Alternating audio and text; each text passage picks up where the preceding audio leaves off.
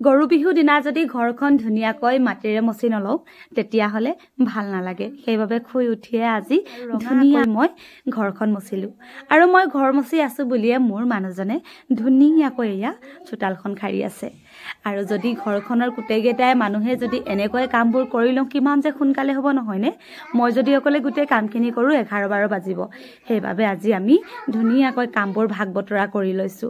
আৰু এইফালে মোৰ লৰাই চাওকচোন ইমান ধুনীয়াকৈ বাচনসমূহ ধুই আছে সি ক'লে যে মা মই বাচনখিনি ধুম আৰু এতিয়া সি বাচনখিনি দিছে আৰু হাতত যিহেতু যোৱাকালি জেতুকা লগাইছিলে আৰু আপোনালোকক জেতুকা ৰং দেখাইছে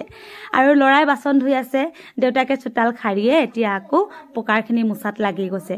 বহুত কাম কৰে দেই মোৰ মানুহজনে আৰু আপোনালোকে আশীৰ্বাদ কৰিব যাতে মোৰ মানুহজনৰ দীৰ্ঘায়ু হয় আৰু এতিয়া মোৰ লৰাই বাচন ধোৱাৰ পাছত পিয়া ধোৱাত লাগি গৈছে বিহু বুলি কোৱাৰ লগে লগে ইমান যে কাম হয় নহয়নে আৰু এই কামখিনি কৰি কৰি এতিয়া ঘৰ মচি মচি বহু সময় পাৰ হৈ গ'ল এতিয়া ফিনিচিঙত অকণমান মই পিৰালিটো মচি লৈছো গোটেই এক হাতনি মাটি আনিও এক হাতনি আকৌ আনিলো আনি মেলি ধুনীয়াকৈ মই ঘৰখন মচি ললো কেনেকুৱা লাগিছে আপোনালোকে জনাব দেই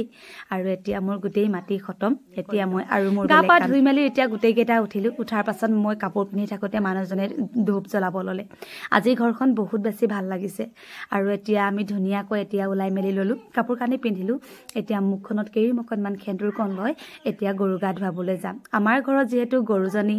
নাই মাহঁতৰ ঘৰত থাকে আৰু মাহঁতৰ ঘৰত থাকে বুলি আমি মাহঁতৰ ঘৰতে গৰুজনী গাটো ধুৱাই থৈ আহোঁগে বুলি ভাবিলো আৰু এতিয়া আমি ধুনীয়াকৈ এতিয়া ওলাই লৈছো মাহঁতৰ ঘৰত গৰুজনী মায়ে দিয়া বুলি মাহঁতৰ ঘৰলৈ গুচি যায় বহুত বছৰ আমাৰ ঘৰত থাকিলে তথাপিও পোৱালি দিয়া মুহূৰ্তত যিকোনো উপায়েৰে মাহঁতৰ ঘৰলৈ গুচি যায় আৰু সেইবাবে বাবাই ক'লে যে মুনু আৰু তই নিব নালাগে আমিয়ে গৰুজনী চাম সেইবাবে এতিয়া গৰুজনী মাহঁতৰ ঘৰত থাকে আহি পালোহি মাহঁতৰ ঘৰত যিহেতু আজি কণীও যুঁজাব লাগে বুলিয়ে বায়েক আৰু ভায়েকে দুইটাই মিলি কণী যুঁজত লাগি গৈছে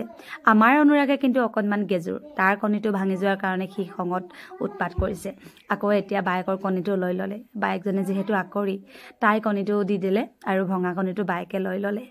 আৰু এই দিনবোৰ কিমান যে মধুৰ নহয়নে আৰু আপোনালোক সকলোকে ৰঙালী বিহুৰ শুভেচ্ছা জ্ঞাপন কৰিলো আৰু মাহঁতৰ ঘৰত এতিয়া আহি আমি গৰু গা ধুৱাই মেলি আজৰি হলো তাৰ পাছত এতিয়া মায়ে চাহ বনাই আছে দেউতাই আকৌ নামঘৰলৈ বুলি ওলাইছে তাৰ আগতে দেউতাকে দুই নাতি কেনেকৈ খেলা দেখি পাই বহুত বেছি আনন্দ পাইছে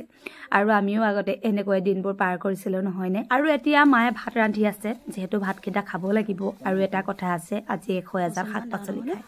আৰু গছৰ ধুনীয়াকৈ আমলৰি টোপ এটা আছিলে আৰু আমলৰি টোপটো মানুহজনে ক'লে যে পাৰি দিওঁ আকৌ জোঁৱাইকে পাৰি থৈ নকলে মায়েনো ক'ৰ পৰা খাব সেইবাবে ইমান ডাঙৰ ডাঙৰ পোককেইটা ওলালে মায়ে মাছ ফ্ৰাই কৰিছে কণী অমলেট কৰিছে আলু বেঙেনা কেৰেলা হালধি এইবিলাকো ভাজিছে আৰু এতিয়া আমলৰি টোপৰ লগত ধুনীয়াকৈ ভাত মুঠি খাই